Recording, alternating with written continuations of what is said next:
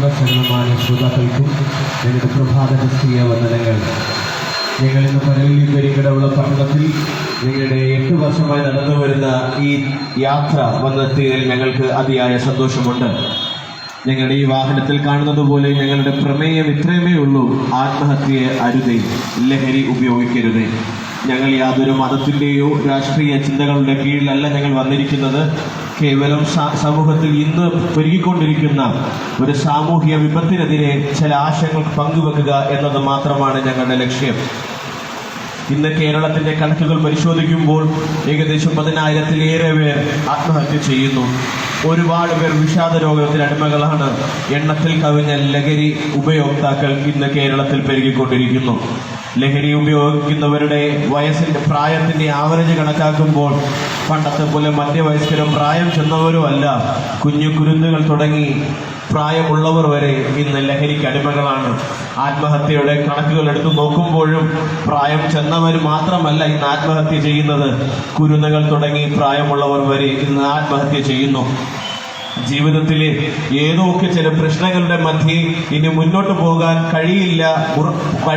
പറ്റത്തില്ല എന്നുള്ള ഉറപ്പ് വരുമ്പോൾ മനുഷ്യർ ചെന്നെത്തുന്ന ഒരു പ്രക്രിയയാണ്, പ്രതിവിധിയാണ് ആത്മഹത്യ എന്ന് പറയുന്നത്.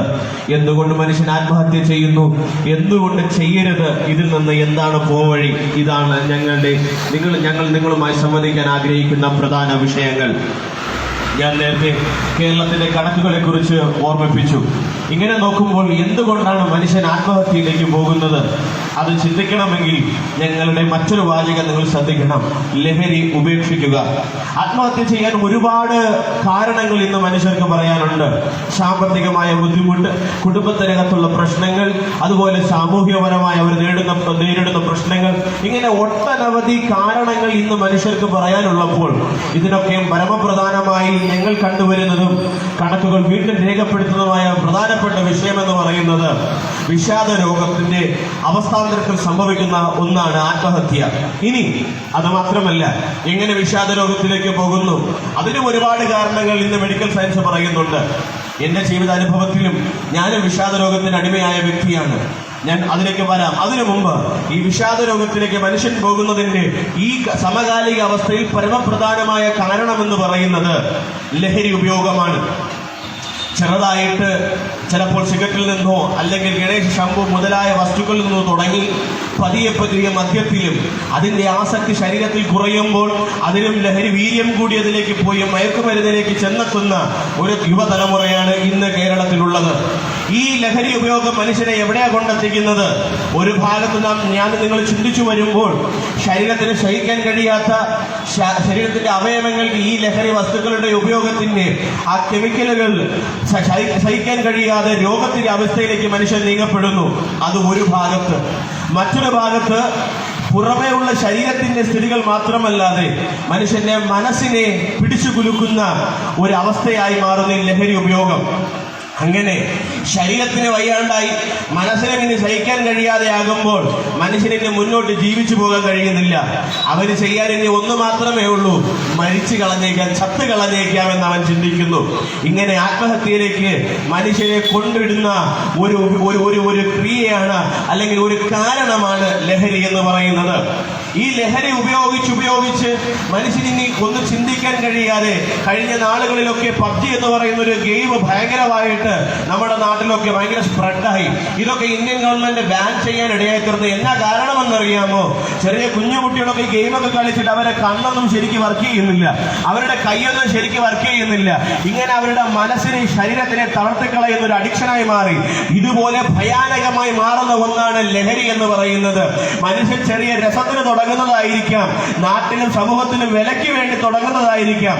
അവസാനം അവനെ കൊണ്ടെത്തിക്കുന്നത് അവന് പോലും കരകയറാൻ കഴിയാത്ത വലിയൊരു പടുകുഴിയിലേക്കാണ്. ഞാനിങ്ങനെ ലഹരിയെക്കുറിച്ച്, വിഷാദത്തെക്കുറിച്ച് പറയുമ്പോൾ നിങ്ങൾക്ക് ചോദിക്കാനുണ്ടാകും, നിനക്കെന്താ ഇതിനെക്കുറിച്ച് പറയാനുള്ളത്? നിനക്കെന്താ അനുഭവം?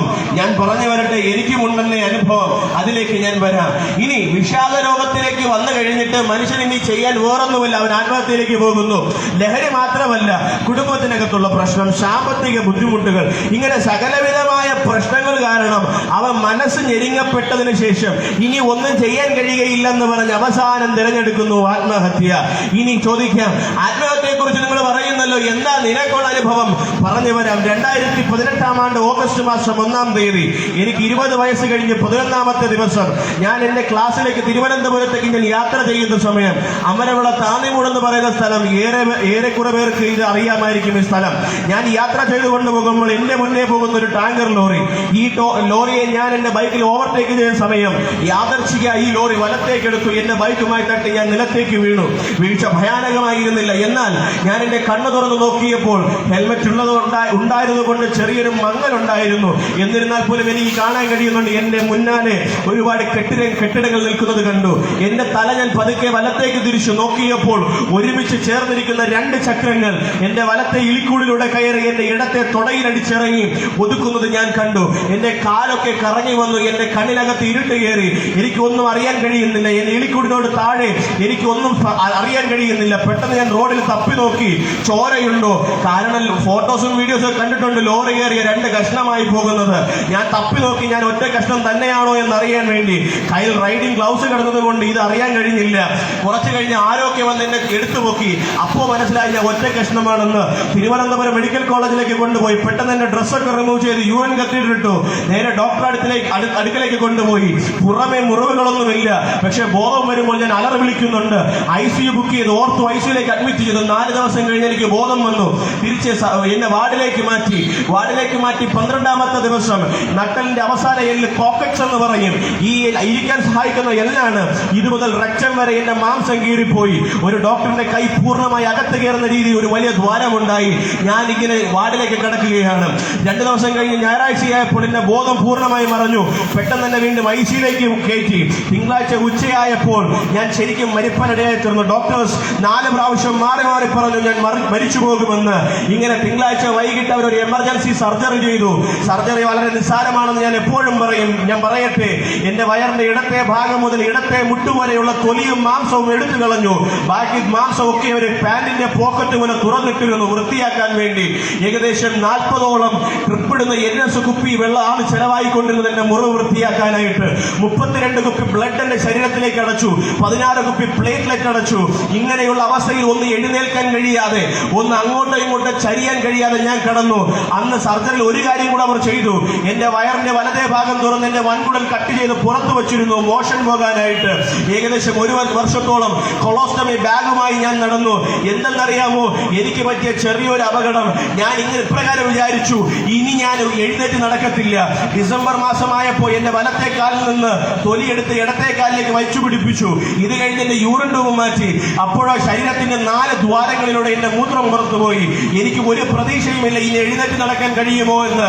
എന്റെ വലതുവശത്തിരുന്ന സർജിക്കൽ ബ്ലൈഡ് എടുത്ത് എന്റെ കൈ നറുക്കാൻ കൊള്ളാം എന്ന് ഞാൻ വിചാരിച്ചു. പക്ഷെ അതിന് പോലും ആവതില്ലാത്തവനായി ഞാൻ തീർന്നു. വീട്ടിലേക്ക് വന്നു, വെറും കിടപ്പിലായി. അപ്പനും അമ്മയ്ക്ക് ഒരു ഭാരമായി തീർന്നു എന്ന് എനിക്ക് തോന്നി. എന്റെ ശരീരം പഴുത്തു നാറാൻ തുടങ്ങി, ചീഞ്ഞു നാറാൻ തുടങ്ങി. എനിക്കിനി ജീവിക്കാൻ കഴിയുമെന്ന് ഉറപ്പില്ല. ഒരു കുരുക്ക് കയറിട്ട് ജീവിതം തീർക്കാൻ വേണ്ടി ഞാൻ കുരുക്കിട്ടു. പക്ഷെ അവിടെ നിന്ന് എന്നെ പുറത്തേക്ക് കൊണ്ടുവന്ന ഒരു മാർഗമുണ്ട്. അതാണ് ഞാൻ ഇന്ന് വിളിച്ചു പറയുന്ന യേശു ക്രിസ്തു എന്ന മാർഗം. മറ്റൊരുത്തനും എന്നെ രക്ഷിക്കാൻ കഴിയാത്തപ്പോൾ മെഡിക്കൽ സയൻസ് തിരുവനന്തപുരം മെഡിക്കൽ കോളേജിലെ S3 യൂണിറ്റിലെ ഡോക്ടർ വിശ്വനാഥൻ സാർ ഇപ്രകാരം എന്റെ അപ്പന്റെ മുഖത്ത് നോക്കി പറഞ്ഞു, വെറും 1% പ്രതീക്ഷയിൽ നിന്നാണ് ഞങ്ങൾ തുടങ്ങിയത്. മെഡിക്കൽ സയൻസ് ഉറപ്പില്ലായിരുന്നു ഞാൻ എഴുന്നേറ്റ് നടക്കുമെന്ന്. എന്റെ ഫിസ്റ്റുല മാറുമെന്ന് മെഡിക്കൽ സയൻസ് ഉറപ്പില്ലായിരുന്നു. ഇങ്ങനെ മെഡിക്കൽ സയൻസ് പറഞ്ഞ് നിർത്തിയെടുത്ത് എനിക്ക് ഡിപ്രഷൻ ആരംഭിച്ചു. എനിക്ക് വിഷാദ രോഗം ആരംഭിച്ചു. ഇന്ന് ജീവിതത്തിൽ ഒന്നും സാധിക്കുകയില്ലെന്ന് ഞാൻ തീരുമാനിച്ചു. ഡോക്ടർ ശിഖരായ ഒരു കുറിപ്പ് എഴുതി അമ്മയുടെ കയ്യിൽ കൊടുത്തയച്ചു. ഇവൻ ഡിപ്രഷനിലേക്ക് പോയി സൈക്കോളജി വാർഡിലേക്ക് കൊണ്ടുവിടാൻ പറഞ്ഞു. അവിടെ നിന്ന് ആന്റി ഡിപ്രഷൻ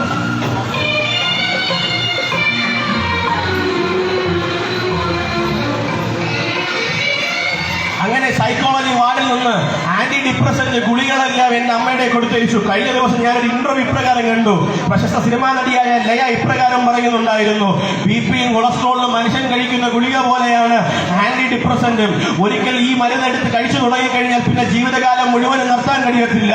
ആന്റി ഡിപ്രസന്റ് അല്ല എനിക്ക് വിഷാദ രോഗത്തിൽ നിന്ന് വ്യത്യാസം നൽകിയത്. ഇനി ഞാനൊരു സത്യം വിളിച്ചു പറയട്ടെ, ഞങ്ങൾ ഇവിടെ നിൽക്കുമ്പോൾ ഞങ്ങൾക്ക് ജീവിതത്തിൽ പ്രശ്നമില്ലാത്തത് കൊണ്ടോ വിഷാദമില്ലാത്തത് കൊണ്ടോ എന്നും അല്ലെന്നേ, ഞങ്ങൾക്ക് ഈ കയറെടുക്കാൻ അനുവദിക്കാതെ ഞങ്ങളെ ഇന്ന് സമാധാനത്തോടും സന്തോഷത്തോടും നിലനിർത്തുന്ന ഒരു യാഥാർത്ഥ്യമാണ് ഞങ്ങൾ നിങ്ങളോട് വിളിച്ചറിയിക്കുന്നത്. അതാണ് യേശു ക്രിസ്തു എന്ന നാമം. ഈ ലോകത്തിൽ ഞങ്ങൾക്ക് പലതും ചെയ്തു തീർക്കാൻ പറ്റുവാൻ ചിന്തിക്കുമായിരുന്നു, ഞങ്ങൾ ചിലപ്പോൾ ഇന്ന് ആത്മഹത്യ ഈ മണ്ണിൽ നിന്ന് മാറ്റപ്പെട്ടേക്കാം, പക്ഷെ ഞങ്ങളെ പിടിച്ചു നിർത്തിയ ഒരു സമാധാനവും സന്തോഷവും, ഞങ്ങൾക്ക് സൗജന്യമായി ലഭിച്ച ഒരു രക്ഷയുണ്ട്, അത് നിങ്ങളും സൗജന്യമായി പ്രാപിക്കണമെന്നാണ് ഞങ്ങളുടെ ആഗ്രഹം. ഇങ്ങനെ മുന്നോട്ട് ജീവിതം ഒരിക്കലും മുന്നോട്ട് പോകുകയില്ലെന്ന് ഞാൻ എന്നെ കുറിച്ച് വിധി എഴുതിയ അവസ്ഥയുണ്ടെന്ന്. എനിക്ക് ഒന്നും ചെയ്യാൻ പറ്റാത്ത കാര്യങ്ങളുണ്ടായിരുന്നു, പക്ഷെ അതിൽ നിന്ന് എനിക്കൊരു വ്യത്യാസം നൽകി. ഇനി ഞാനൊന്ന് പറഞ്ഞു വരട്ടെ, എന്താ ഈ ആത്മഹത്യ വിഷാദ രോഗത്തിലൊക്കെ കാരണമെന്തെന്നറിയാമോ? പാപം എന്നൊരു വാക്ക് സാമാന്യമായി എല്ലാ മനുഷ്യർക്കും അറിയാം. എല്ലാ മതഗ്രന്ഥങ്ങളും രാഷ്ട്രീയ ലേഖനങ്ങളും സകല ഗ്രന്ഥങ്ങളിലും പ്രതിപാദിക്കപ്പെടുന്ന ഒരു വാക്കാണ് പാപം എന്നുള്ളത്. എങ്കിലും എന്റെ ചിന്തയിൽ ബൈബിൾ വൽക്കരിക്കപ്പെട്ട ഈ പദത്തെ സാമാന്യ ഭാഷയിൽ ഞാൻ ഇപ്രകാരം ഒന്ന് തിരുത്തി പറയാൻ ആഗ്രഹിക്കുന്നു. തെറ്റ് എന്നൊരു വാക്ക്, ശരിയും തെറ്റും എന്നത് സാമാന്യമായി എല്ലാവർക്കും നന്നായിട്ട് അറിയാം. തെറ്റ് ചെയ്താൽ തെറ്റിന്റെ ഫലം ഞാൻ അനുഭവിച്ചിരിക്കണം, ശരി ചെയ്താൽ ശരിയുടെ ഫലം ഞാൻ അനുഭവിച്ചിരിക്കണം. ഇങ്ങനെ ഞാൻ ചെയ്യുന്നത് തെറ്റാണ് അല്ലെങ്കിൽ ഞാൻ ചെയ്യുന്നത് ശരിയാണെന്ന് എന്റെ മനസാക്ഷിയെ ബോധ്യപ്പെടുന്നത് എന്താ? ഈ ലോകത്തിലെ നിയമസംഹിതകളാണോ? ഒരു ഭാഗത്ത് ശരി ഇരിക്കട്ടെ, ഈ നിയമസംഹിതകളോടും ഇത് ശരി ഇത് തെറ്റെന്ന് പഠിപ്പിച്ചതാര്? എന്റെ മനസാക്ഷിയോട് ഇത് ശരി ഇത് തെറ്റെന്ന് പഠിപ്പിച്ചതാര്? ഇങ്ങനെയുള്ള ഒരു ചോദ്യത്തിന് ഞാനൊരു മറുപടി നിങ്ങൾക്ക് പറഞ്ഞു തരാം. ഞാനും നിങ്ങളും അറിഞ്ഞോ അറിയാതെ തെറ്റിനും ശരിക്കും ഞാനും നിങ്ങളും അടിമകളായിരിക്കുമ്പോൾ, ഞാൻ നിങ്ങൾ തെറ്റിനും ശരിക്കും കീഴേ വരുമ്പോൾ, ഈ ശരിയുടെ തെറ്റിന്റെ യാഥാർത്ഥ്യം പഠിപ്പിച്ചു തരുന്ന ഒരു മനസാക്ഷിയുണ്ട്. ആ മനസാക്ഷിയിൽ ശരിയും തെറ്റും രേഖപ്പെടുത്തിയിരിക്കുന്നത് ഈ ഭൂലോകത്തിലെ ധർമ്മ സംഹിതകളല്ല, ഒരു ഗ്രന്ഥങ്ങളോ എഴുത്തുകളല്ലോ അല്ല. ഗാന്ധിജി ഇപ്രകാരം പറഞ്ഞു, അഹിംസയാണ് നല്ലത്, അഹിംസ ഞാൻ ഇഷ്ടപ്പെടുന്നു, ഞാൻ അത് അംഗീകരിക്കുന്നു. എന്നിരുന്നാൽ പോലും അഹിംസ കൊണ്ട് സകലതും നേടാൻ കഴിഞ്ഞില്ല.